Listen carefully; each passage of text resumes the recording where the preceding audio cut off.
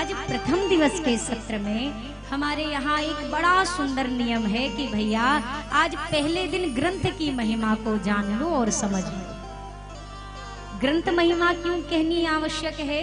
इसलिए आवश्यक है कि हम जिस ग्रंथ के आश्रय में बैठकर 9 दिनों तक अपने जीवन का समय देने वाले हैं, जिसकी कथा को गाने कहने सुनने वाले हैं, सबसे पहले ये भी तो जानना जरूरी है ना कि ये ग्रंथ किस लिए बना, किसने लिखा, कहाँ से इस ग्रंथ का आरंभ हुआ और कहाँ तक यह ग्रंथ आगे जा रहा है। कितने सारे लोग ऐसे हैं जिनको अभी तक यही नहीं पता है कि गोस्वामी जी ने कौन सी राम कथा लिखी और वाल्मीकि जी ने कौन सी राम कथा लिखी। इसी में उलटफेर हुआ है। किसी से पूछो भैया गोस्वामी जी ने क्या लिखी, तो रामायण लिखी। अच्छा, तो वाल्मीकि जी ने क्या लिखी, तो उनने भी कुछ लिखा ही होगा। भैया अगर हम अपने धर्म ग्रंथों के विषय में इतनी छोटी छोटी सी बातों को नहीं जानेंगे तो पूरी राम कथा का सार हमें कैसे समझ आएगा। यद्यपि हरि अनंत हरि कथा अनंता, कहहीं सुनहीं बहुविधि सब संता। प्रभु की कथा अनंत है। जिस प्रकार प्रभु असीम है, अनंत है, उनकी कथा अनंत है। पर ये अनंत कथा भी उस वक्त भक्त के हृदय में सूक्ष्म रूप में विराजमान हो जाती है जब भक्त पूर्ण निष्ठा और विश्वास के साथ इस कथा को सुनता है। मैं क्यों बार बार इस चीज पर जोर डाल रही हूँ कि ग्रंथ के विषय में जानना अति आवश्यक है, क्योंकि जब तक आप अपने ग्रंथों के विषय में नहीं जानेंगे तब तक कोई भी ऐरा गहरा आके आपसे आपके ही ग्रंथ के विषय में कुछ भी बोल के चला जाएगा और आप सुनते रहेंगे। क्यों सुनेंगे? क्योंकि हमने खुद कभी सुना ही नहीं है ग्रंथ की कथा, हमें मालूम ही नहीं है कि हमारे ग्रंथों में क्या लिखा है। आज की ही अगर बात करें तो आज के छोटे छोटे जो बच्चे हैं उनके मन में कितनी शंकाएं हैं कथाओं के प्रति। घर में भी बच्चे होते हैं, अपने माता पिता से प्रश्न करते हैं, ऐसा था तो ऐसा क्यों नहीं हुआ, राम जी भगवान थे तो बानरों को क्यों लेके गए। कितने प्रश्न हैं, पर आपके पास उसके उत्तर नहीं होते। क्यों? क्योंकि हमें पता ही नहीं, तो हम उत्तर क्या देंगे। अरे जवाब देने के लिए जवाब जानना भी तो आवश्यक है ना। और आपको जवाब कैसे मिलेगा? जब किसी संत के मुख से कथा सुनो, सदगुरु के मुख से सत्संग सुनो। और कुछ नहीं भैया, तो कम से कम जो ग्रंथ विराजमान है उसी का पठन पाठन करिए। आपके घरों में लगभग ये छत्तीसगढ़ तो ऐसा क्षेत्र है और जहां तक मेरी जानकारी है यहाँ पर भक्ति की बड़ी कृपा है। हो भी क्यों ना, स्वयं कौशल्या मैया यानी कि स्वयं ब्रह्म की जो जननी बनी है मेरी अंबाजू, ये उनकी धरा है, तो भक्ति होना तो स्वाभाविक सी बात है। आपके घरों में भी ग्रंथ विराजमान होंगे, श्री रामचरितमानस जी होंगे ही होंगे। अच्छा, ग्रंथ तो विराजमान है, पर ग्रंथ कहाँ विराजमान है? अब थोड़ा सोचिए, कहाँ विराजमान है? घर में या तो अलमारी में सजे होंगे, और वहाँ पे जाले भी लग गए होंगे। एक आध महीने क्या दिवाली पे सफाई भी हो जाती होगी।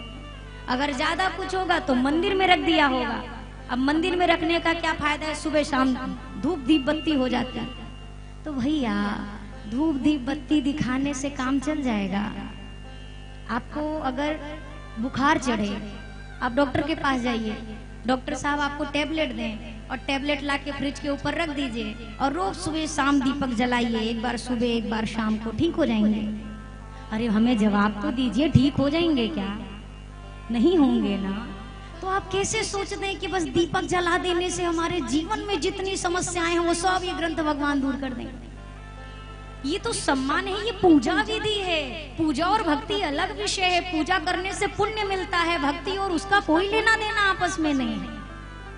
हमें क्या लगता है, हम सुबह शाम जो अपने दैनिक दिनचर्या में पूजा करते हैं ना, हम इसी गलतफहमी में जिए जा रहे हैं। यही तो भक्ति है भैया, ये पूजा है। तो भक्ति क्या है? आपके मन में आपके इष्ट के प्रति कितना प्रेम है, ये तय करेगा कि आप उनके कितने बड़े भक्त हैं। आप राम जी के भक्त हैं तो दिन भर में अपने राम को कितनी बार याद करते हैं। आप श्याम के भक्त हैं तो आप अपने श्याम जी को कितनी बार दिन भर में याद करते हैं। आप बताओ, बिल्कुल ऐसे नॉर्मल आप दुनिया की चर्चा ले लो। आपको, आपका मान लीजिए बच्चा है, बेटा है या बेटी है, बाहर कहीं पढ़ने गए हो, बहुत सारे लोग क्या होंगे, पढ़ने गए होंगे। दिन भर में 1 से 2 बार बात करते हैं कि नहीं करते? क्यों करते हैं? क्या जरूरत है? वो प्रेम है, वो जुड़ाव है। वो प्रेम ये कहता है जरा हाल चाल लेने, सब ठीक है कि नहीं है। बिटिया ने खाया कि नहीं खाया, बेटा आज कैसे रह रहा होगा, करते हैं कि नहीं करते? ये क्यों कर रहे हैं? क्योंकि आपका अपने बच्चे के प्रति प्रेम है। अब जरा भगवान की तरफ आइए। आप दिन भर में भगवान से कितनी बार बात करते हैं? कितनी बार आप भगवान से जाकर कहते हो और बताओ क्या हाल है? अपना हाल सुनाने तो जब दुख आया तो पहुंच गया मुंह उठा के भगवान के पास, बड़ी समस्या है। अरे कभी भगवान का हाल भी लेने जाओ। अपना 10 दुख बताने जाते हो तो कम से कम ठाकुर जी के पास भी जाओ। अरे हम तो जैसे थे वैसे थे, आप ठीक हो। अब आप कहेंगे भगवान को कौन सा दुख है? अरे तो आपने अगर उनको केवल भगवान मान लिया, यही पे तो सारी समस्या है। भगवान बस नहीं मानना है, अपना मानना है। कोई कितना भी वीवीआईपी पर्सन हो, वो दुनिया के लिए वीआईपी होता है, लेकिन अगर आपका उससे कोई संबंध है तो वो आपके लिए केवल अपना होता है, वो वीवीआईपी नहीं होता है। ठीक वही चीज भगवान की है। भगवान हमारे अपने होने चाहिए। ये श्री राम कथा हमें यही सिखाएगी कि भगवान को अपना कैसे बनाना है। आपकी मर्जी हो तो मिथिलापुर वासियों की तरह अपना बना लो, आपकी मर्जी हो तो केवट की तरह अपना बना लो, आपकी मर्जी हो तो जटायु जी की तरह अपना बना लो, आपकी मर्जी हो तो शबरी माँ की तरह अपना बना लो, आपकी मर्जी हो तो रावण की तरह भी अपना बना सकते। वो तो अपना बनने को सर्व रूपेण तैयार है, हम अपना बनाने को तैयार नहीं है। क्यों नहीं है? हमारे पास समय नहीं है, बहुत समय चाहिए भी नहीं। मैं कई बार कथाओं में कहती हूँ, भक्ति को इतना क्लिष्ट स्वरूप, इतना कठिन रूप दे दिया है कि हमें भक्ति को देखे ही बुखार चढ़ता है। कोई भजन करने को कह दे तो अब हमें हमारा बीपी आई, अरे बाप रे भजन ये तो नहीं हो पाएगा, समय ही नहीं है, फुर्सत नहीं है। भैया भजन के लिए बहुत बड़े फुर्सत की आवश्यकता भी नहीं है। जहाँ है, जिस परिवेश में है, जहाँ पर उपस्थित हैं, घर से लेके दुकान तक, अपने घर से लेके खेत खलिहान तक, अपने घर से लेके कॉलेज स्कूल तक, आप जहाँ जिस रूप में हैं, आपकी भक्ति वहीं पर हो सकती है। कैसे हो सकती है? इस कलयुग में भक्ति का सबसे श्रेष्ठ स्वरूप है प्रभु का नाम। इससे बड़ा कुछ नहीं है, कुछ भी नहीं। ये बात मैं नहीं कह रही, ये बात मेरे गोस्वामी जी ने कही है, ये मेरे संतों ने कहा है। भैया इस संसार में अगर कोई आधार है, जैसे आप घर बनाते हैं तो आधार देते हैं, जिसको आप बीम कहते हो या फिर पिलर कहते हो, उसी पे तो आपका घर टिका है। वो बीम हटा लीजिए तो घर टिकेगा क्या? ये भाई देखो खोपड़ी थोड़ा सा हिलाइए ताकि मुझे समझ में आए कि आपको कुछ सुन रहे हैं आप, है ना? अगर वो सहारा हटा लो, वो आधार हटा लो, कितना भी सुंदर भवन हो ढह के गिर जाएगा। इस कलयुग में जीने का एक आधार है, कल युग केवल नाम आधार। यहाँ केवल नाम का आधार है। यही कलिकाल न साधन दूजा, जोग यज्ञ जप तप व्रत पूजा। इस कलयुग में जोग यज्ञ जप तप व्रत पूजा। आप मेरी बात अन्यथा मत लेना, क्योंकि ये मेरे शब्द नहीं, गोस्वामी जी कह रहे हैं। इस कलयुग में योग यज्ञ जप तप व्रत पूजा ये सब दूसरे नंबर पे आते हैं, पहले नंबर पे केवल प्रभु का नाम आता है और कोई नहीं है सहारा। क्यों? क्योंकि जितनी पद्धति और जितने विधान बनाए गए हैं शास्त्रों में, उस विधान के अंतर्गत ना हमारा योग होता है, ना यज्ञ होता है, ना पूजा होती है, ना और कोई विधि होती है। आप यज्ञ की बात करिए, यज्ञ में कितने कितने परहेज हैं, कितनी विधियां हैं। शादी विवाह में भी तो यज्ञ भगवान होते हैं कि नहीं होते हैं? आप बताइए। यहाँ यज्ञ मंडप है, यज्ञ भगवान प्रज्वलित हैं, बढ़िया आहुति दे रही है, वहां जूते चप्पल पहन के सब टहल रहे हैं। कितने शादियों में तो ऐसी व्यवस्था, इधर यज्ञ हो रहा है, उधर नॉनवेज बन रहा है। आप कैसे कह सकते हैं कि यज्ञ हमारा कल्याण करेगा? उतनी विधियां, उतनी पद्धति के रूप में अगर हो तो फिर हो सकता है, पर इस कलयुग में उतना कर कौन रहा है? किसी के पास फुर्सत ही नहीं। तो भैया इसीलिए गोस्वामी जी ने सरल रास्ता निकाला, केवल एक काम करो, राम ही सुमिरिए गाइए, राम ही, राम के नाम का सुमिरन करिए, राम जी के नाम का गायन करिए, बस ये नाम आपका उद्धार कर देगा। श्री रामचरितमानस ग्रंथ का क्या नाम है? श्री रामचरितमानस। श्री रामचरितमानस जी की जो कथा है, इस कथा की रचना किसने की है? जोर से बोलिए। गोस्वामी श्री तुलसीदास जी महाराज ने। अब मैं आपको 1 सेकंड के लिए यहाँ रोकूंगी। आपने या तो मेरा प्रश्न गौर से नहीं सुना और या तो फिर आपने कथा अभी बहुत अच्छे से नहीं पढ़ी है। आप ग्रंथ उठाइए और दर्शन करिए। श्री रामचरित मानस जी की जो मूल कथा है, ये कथा गोस्वामी जी ने नहीं लिखी है। ये कथा किसने लिखी है? तो रचि महेश निज मानस राखा। ये किसने लिखी है?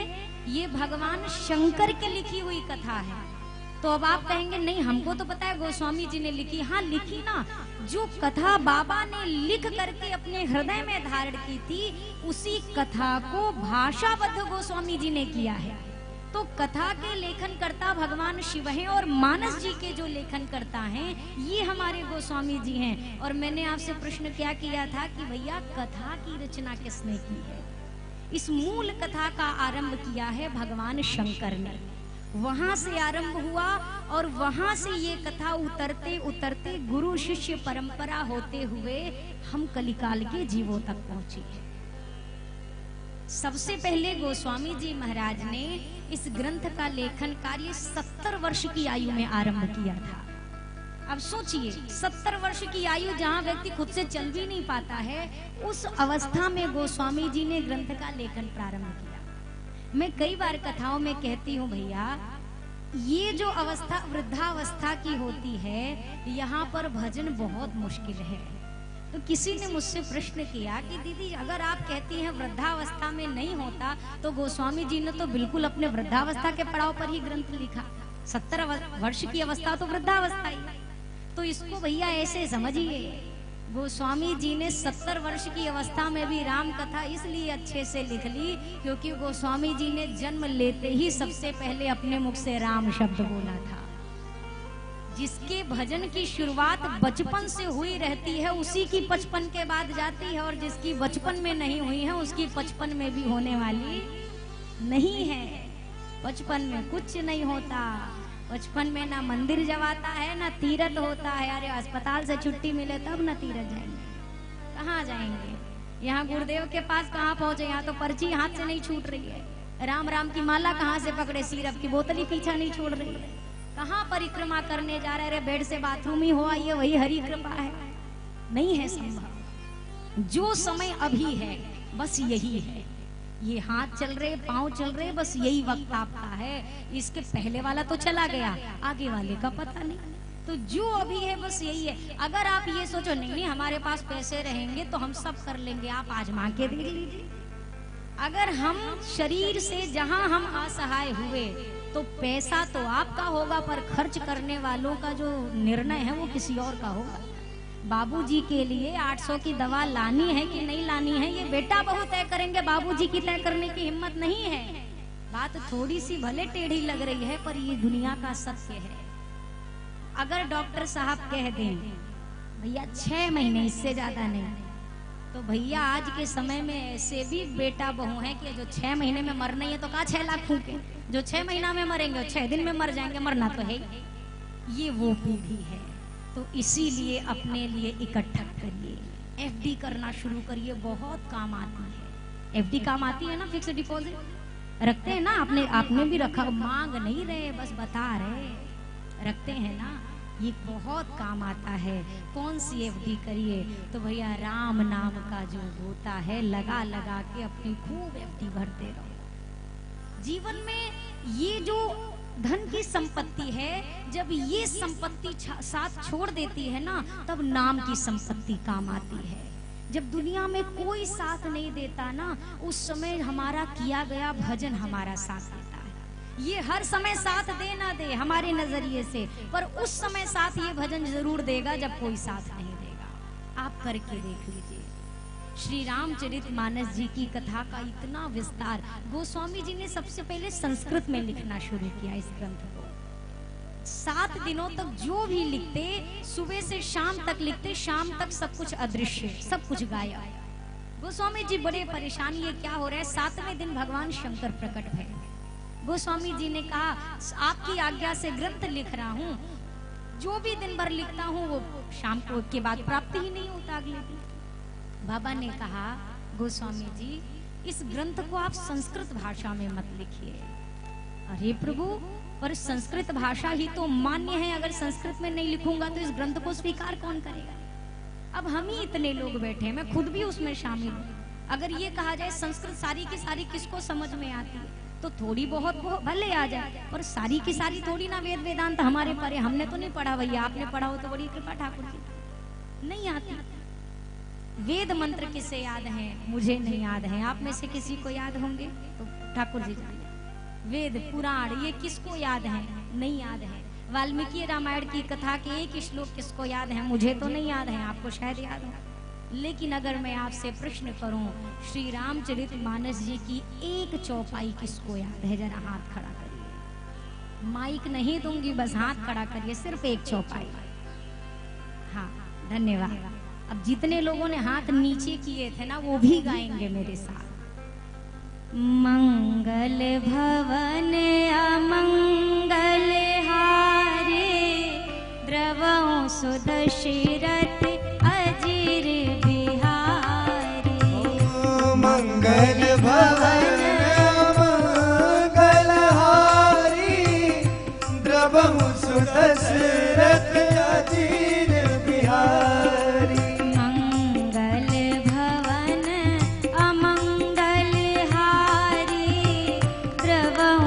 दशरथ अजिर बिहारी। मंगल भवन मंगल हारी, द्रवहु सुदशरथ अजिर बिहारी। कहाँ कहाँ लगी नाम बड़ाई, कहाँ कहाँ लगी नाम बड़ाई।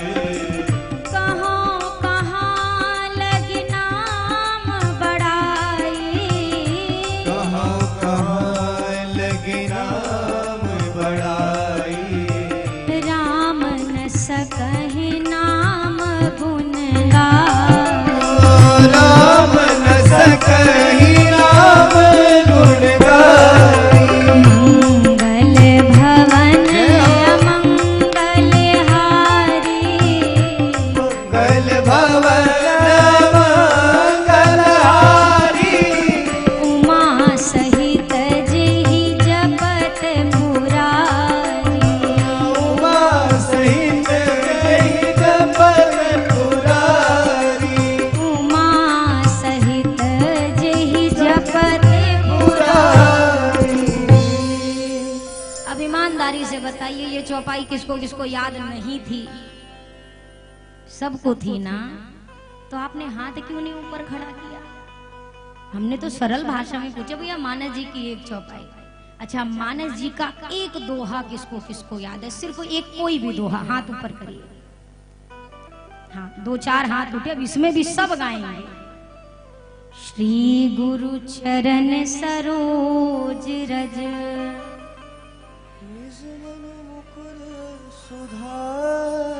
बरनौ रघुवर विमाल जस। हमने किसी और भाषा में पूछा था आपसे, यही ना पूछा था एक दोहा? याद है कि नहीं है? याद है ना? अच्छा, मानस जी का एक छंद किसको किसको याद है? ये भी याद है, पर पता नहीं है।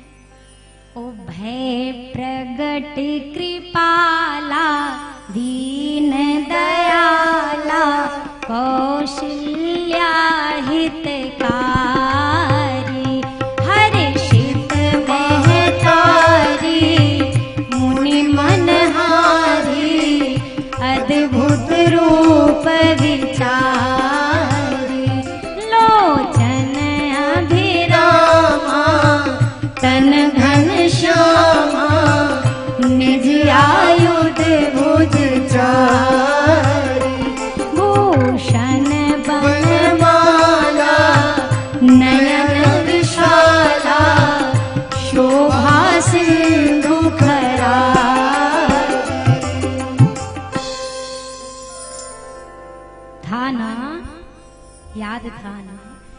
इसीलिए हमें याद है, पर ये नहीं याद है कि ये कहाँ का है।